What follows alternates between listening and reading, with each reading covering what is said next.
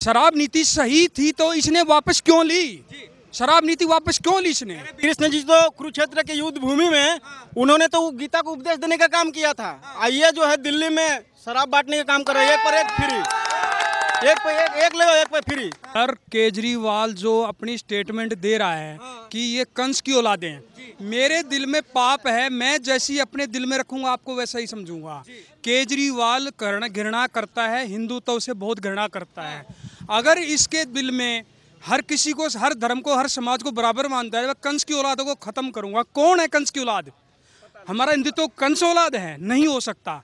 ये जो केजरीवाल कर रहा है, इसके जो घोटाले खुल रहे हैं, जो देश की आज़ादी के लेके आया था कि मैं दुनिया से अलग, देश से अलग राजनीति करूंगा, हर पार्टियों से अलग राजनीति, कौन सी पार्टी है? कोई पार्टी नहीं है। ये सिर्फ देश को और लोगों को बरगला रहा है, बेवकूफ़ बना रहा है। ये इस जैसा बड़ा नौटंकीबाज इस पूरी राजनीति में कोई नहीं है जो केजरीवाल है। सारे भ्रष्ट नेताओं की पार्टी लोगों को इकट्ठा करके इसने अपनी पार्टी बनाई। ये 5-5 विधायक जिसके जेल जाके बेल पे चल रहे हैं, ये कह रहे मनीष सिसोदिया ने कुछ नहीं करा, मनीष सिसोदिया ने कुछ नहीं करा। आप ये बताइए, अगर इसकी वो जो शराब नीति सही थी तो इसने वापस क्यों ली? शराब नीति वापस क्यों ली इसने? बीजेपी वाले हम तो डरे हुए हैं, हमारे पीछे सीबीआई ईडी ये सब लगा रखी है। बीजेपी सीबीआई ईडी लगी हुई है। आप बताइए, अगर मैं कोई कुछ घोटाला नहीं किया तो मैं क्यों डरूंगा? मनीष सिसोदिया ने घोटाला नहीं किया तो वो क्यों उसने उसी टाइम अपनी शराब नीति को रिटर्न किया, दूसरी नीति को क्यों लागू किया? अगर उसने घोटाला नहीं किया, अगर सत्येंद्र जैन जी को उसको high court, supreme court bell क्यों नहीं दे रहा? उसमें ईडी ने जितने घोटाले लगे हुए हैं उसको बेल क्यों नहीं मिल रही? तो ये मानते हैं कि जी सिर्फ केजरीवाल की करनी और कथनी में बहुत बहुत फर्क है क्या भैया? वो कह रहे हैं श्री कृष्ण की मंशा है, कभी भगत सिंह के। कहना चाहूंगा, श्री कृष्ण जी तो कुरुक्षेत्र के युद्ध भूमि में उन्होंने तो गीता को उपदेश देने का काम किया था। आइए जो है दिल्ली में शराब बांटने का काम कर रहे हैं, एक पर एक फ्री, एक पे एक ले एक पे फ्री, और पूरा लाइन कतार में लगा हुआ है। इसका भीड़ भी देखोगे तो दारू फ्री मिल रही है, मतलब है? हाँ, फ्री मिल रही है। कह रहे हैं मौज लो। तब मौज लेने वाले जो मौज लेंगे उसको क्या पता हो, अपने बेहोशी में पड़े रहो जब तक यहाँ बिक जाएगा दिल्ली। बेहोशी में पड़े रहोगे। अरे दिल्ली में मनीष सिसोदिया जैसा नेता नहीं मिलेगा। शिक्षा की क्रांति ला दी उन्होंने। क्या शिक्षा क्रांति ला दी है? बोल रहे 600 कुछ स्कूलें खुले हैं। कितना खुले हैं? कितना खुले हैं? 25 खुले हैं ना? कितना खुले हैं? 125 खुले होंगे। तो नहीं खोलने की, दिखाने काम किए हैं जो बाकी मतलब वो अरे बोल रहे पानी, बिजली बदलाव पानी फ्री कर दिया। पानी, अब पानी मैं तो आज नहा भी नहीं आया, पानी कहाँ फ्री कर दिया? पानी तो आया नहीं, कल से नहीं आया पानी। पानी भी नहीं आया? पानी कहाँ पानी आया जी? अच्छा, तो फ्री की जो बात कर रहे हैं वो कुछ नहीं फ्री, ऐसे अब रेवड़िया है। तो कह रहे हैं 2024 में कहीं नहीं आने वाला वो, कहीं नहीं, कहीं नहीं। 2024 में भी नहीं आएंगे। नकली ओरिजिनल कृष्ण जी और नकली कृष्ण जी में अंतर होता है, ठीक है? अंतर है, मतलब अंतर पूरा है। कृष्ण क्या? देखिए, जिस तरह केजरीवाल ने दिल्ली को अंधकार में, गर्त में, नशे में डुबोया, शायद ही कोई सरकार ऐसी रही होगी। सबने थोड़ा बहुत काम किया। ऐसी सरकार आई नहीं जैसी हम जैसी, तो बदलाव कर आई नहीं तो अंधकार में तो डुबो दिया, सारे युवा को नशे में ढकेल दिया, सारे जो है शिक्षा की क्रांति कह करके, और सारे स्कूलों में देखो तो क्या हालत हो रही है। आप खुद जाकर सर्वेक्षण करो, खुद जाकर के पता करो क्या उनका भविष्य हो रहा, बच्चों का क्या भविष्य बन रहा। जगह जगह शराब के ठेके खोल दिए, लोगों के गली मोहल्ले में बहन बेटियों का निकलना भारी हो गया, लोगों का जीना दूभर हो गया, माताओं बहनों का जीना दूभर हो गया, और उनको फ्री बस में चढ़ा करके उनकी जिंदगी, उनके गृहस्थ जीवन को बर्बाद कर। क्रांति ला रहे हैं मनीष सिसोदिया जी। वो शिक्षा क्रांति के ऊपर यह है कि आपको जानकारी होनी चाहिए कि दिल्ली में ऐसे बहुत से स्कूल हैं जिसमें साइंस ही नहीं है, कॉमर्स भी नहीं है, और प्रॉपर क्लास का टीचर नहीं है। यानी साइंस का टीचर के क्लास में भेज रहे हैं, ड्राइंग का टीचर। बिल्कुल सही, बिल्कुल सही। और किसी भी, कितने स्कूल खुले, कितने भी नहीं खुले, एडमिशन भी नहीं हो रहा बच्चों का। और एक आपको बताएं कि जो बच्चे दाएं बाएं से आ रहे, कुछ स्कूल इन्होंने टारगेट कर रखे हैं, उन्हीं स्कूलों को दिखाते हैं, उन्हें ठीक कर रखे हैं। बाकी देहात में जाके स्कूल देखना, वहाँ ना फर्नीचर है और कोई भी सुविधा नहीं है। कोई सुविधा नहीं। हाँ। अच्छा भैया, आप क्या कहोगे? केजरीवाल जी कह रहे हैं हम तो डरी हुई है बीजेपी, हमारे पीछे सीबीआई ईडी सब कुछ लगा रखी है। केजरीवाल जी दूध के धुले नहीं है। केजरीवाल जी ने इतने स्कैम कर रखे हैं। बाहरी दिल्ली CBPSCH चौधरी ब्रह्म प्रकाश हॉस्पिटल है, उस हॉस्पिटल में 2016 से लेके अब तक कम से कम अरबों का घोटाला हो चुका है और उसमें 1% भी काम नहीं हुआ। ऐसे वो हर्बल गार्डन पड़ा हुआ है, ठीक है, उसके पैसे आते हैं, उसके पेड़ पौधे हैं कहाँ? हर्बल गार्डन तो खाली पड़ा है। 45 एकड़ में है हर्बल गार्डन, 55 एकड़ में मेडिकल इंस्टीट्यूट है और अस्पताल की। इस तरीके से केजरीवाल जी बयानबाजी करते हैं, कभी कहते हैं कि मैं श्री कृष्ण जन्माष्टमी के दिन पैदा हुआ हूँ, मैं कंस की औलादों को खत्म करने आया हूँ, क्या कहोगे? ऐसा जी, वो तो एक वोट बैंक की पॉलिटिक्स है। केजरीवाल जी अपने हर रूप बदलते हैं। गुजरात में अलग रूप है, हिमाचल में अलग रूप है, पंजाब में अलग रूप है, ठीक है। मैं ऑल इंडिया विजिटर हूँ, घूमता रहता हूँ। पंजाब भी मैं गया हूँ, राजस्थान भी गया हूँ, हर स्टेट गया हूँ।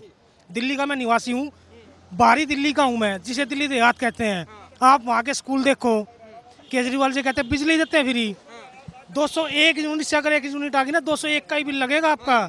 20,000 लीटर पानी ला के दिखा दो, पानी 20,000 लीटर तब आएगा जब पानी आएगा घरों में, उसका भी बिल आ जाता है। 20,000 लीटर पानी दिया है, उसका भी 5-5, 6-6 हज़ार रुपये ना बिल देते हैं पानी का। अगर 20,000 लीटर पानी फ्री अगर है तो दो ना।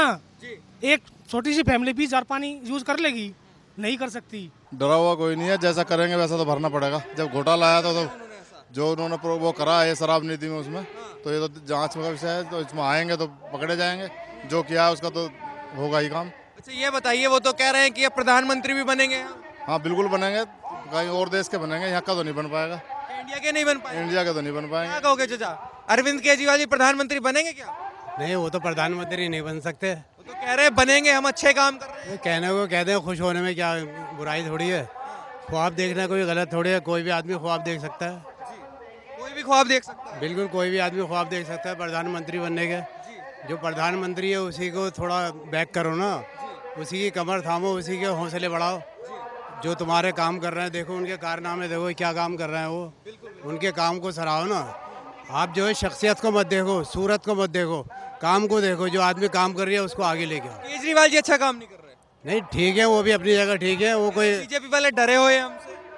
कहनो ये तो वही सोच समझते हैं, वही जानते हैं कौन डरा हुआ कौन नहीं। क्या नाम हो गया आपका? संजय कटारिया। अच्छा ये बताइए, जिस तरीके का माहौल देश में बना हुआ है, बड़े आरोप लगाए जा रहे हैं, बड़ी बयानबाजी हो रही है, आपको क्या लगता है अरविंद केजरीवाल जी हों या जिस तरीके से और पार्टी के लोग हों, क्या कहोगे जो मोदी पे आरोप लगाते हैं? जो मोदी पर आरोप लगाते हैं उनके पास कोई काम नहीं है। और मोदी जी के पे आरोप लगा रहे हैं, साबित करो, केस करो। कोई नहीं कर रहा ऐसा, सिर्फ कहने की बात है, तो साबित क्यों नहीं करते? अगर मोदी जी गलत हैं तो साबित नहीं कर पाया ना कोई। इनके पास फिजूल की बातें करने को है, बस अपना काम ढंग से करना नहीं और मोदी जी पे उंगली करना। अगर मोदी जी गलत हैं तो दुनिया में हिंदुस्तान का नाम हुआ है मोदी जी के आने से। इन 8 सालों में ऐसा क्या चमत्कार हो गया जो दुनिया हिंदुस्तान को मानती है? दुनिया मोदी जी कहीं जाते हैं तो मोदी जी के नाम बुलाती है। 8 साल में कुछ नहीं हुआ, बर्बाद किया है मोदी जी ने। मोदी जी ने वो काम कर दिया जो 60 साल में नहीं हुआ, वो 8 साल में किया मोदी जी ने। वो काम किया है, क्या नहीं किया? आर्मी के लिए कितनी शस्त्र दिए, कितना हथियार, कितना असला, कितने जहाज आए, क्या काम नहीं किया मोदी जी ने जो ये 70 साल में नहीं कर पाए? राम मंदिर नहीं बना पाए, 370 धारा नहीं हटा पाए थे, हटाई मोदी जी ने। ये तो और इस चीज़ को कहते थे कि हम दोबारा आए तो 370 वापस लागू करेंगे। क्या मतलब है? तो क्या लगता है जिस तरीके से 8 साल गुजरे हैं, बहुत बढ़िया 8 साल रहे हैं, उनके मुकाबले कई गुना बढ़िया गए हैं। बाकी थोड़ा सा कोरोना का समय आया, जो समय वक्त बीता वो तो पूरी दुनिया के साथ था। जिस तरीके से ओवैसी साहब कह रहे हैं कि हिंदू मुस्लिम के अलावा कुछ नहीं हुआ, वो ओवैसी कह रहे हैं ना। पहले पार्टियां क्या करती थी? सिर्फ फिर मुस्लिम करती थी। मोदी जी तो हिंदू मुस्लिम दोनों को लेके चलते हैं। फिर अब उनको तो फिर कोई बात नहीं मिलेगी तो कहेंगे। एक बयान और वायरल हुआ है ओवैसी के पार्टी के नेता का कि हिंदुओं को कीड़े मकोड़े की तरह बता रहे हैं कि कीड़े मकोड़े हैं। अब वो उनके संस्कार, उनकी सोच है, अब जैसी सोच है वैसी बात करेगा। महिलाओं की इज्जत हम करते हैं, हिंदू नहीं करना जानते। हम भले से 2 शादी कर लें या 3 शादी कर लें। तो ऐसा है, इसका जो देख लीजिए आप पीछे का इतिहास पढ़कर, या इनके जो केस हैं कितने चले हैं, बलात्कार के केस कितने बने हैं, कितनों ने किया, महिलाओं के साथ अपमान जो किया कितनों ने किया, इसको पढ़ लीजिए, पता लग जाएगा कौन सम्मान करता है कौन अपमान करता है। अच्छा ये बताइए, ओवैसी जो बयानबाजी कर रहे हैं हिजाब को लेकर के, हिजाब को हमें टारगेट किया जा रहा है, कभी हम दाढ़ी को टारगेट कर देंगे? ऐसा है अगर हिजाब को है तो जहाँ असली बैठे हैं वो तो इसके लिए आंदोलन कर रहे हैं, हिजाब जला रहे हैं और सब कर रहे हैं इस चीज़ के लिए। तो यह हिंदुस्तान में क्यों शोर मचाया जा रहा है हिजाब को लेकर? कह रहे हैं हिजाब पहने वाली महिला एक दिन प्रधानमंत्री बनेगी। तो असली जो बैठे हैं वो हिजाब क्यों ख़त्म कर रहे हैं? वो तो आंदोलन हो रहे हैं वहाँ पे उन देशों में, वो तो हिजाब को ख़त्म करना चाह रहे हैं। ऐसा क्यों है फिर? और यहीं हिजाब को लेकर ड्रामा क्यों किया जाता है? ये सब ड्रामे हिंदुस्तान में ही क्यों होते हैं? क्या लगता है ओवैसी की पार्टी के लोग जो जिस तरीके से हिंदुओं के प्रति ऐसी भावना रखते हैं, बयानबाजी कर रहे हैं, तो क्या लगता है वो छूट है क्या उन लोगों को कि हिंदुओं के खिलाफ कुछ भी बोले? वो उनके अपने संस्कार और अपनी सोच की बात है, इसके लिए क्या कह सकते हैं किसी को। वो तो कहते हैं हमें छूट है, और हिंदू कुछ बोल देते तो उसके लिए छूट नहीं है, उसके लिए फिर उसके लिए उंगली को करते हैं फिर।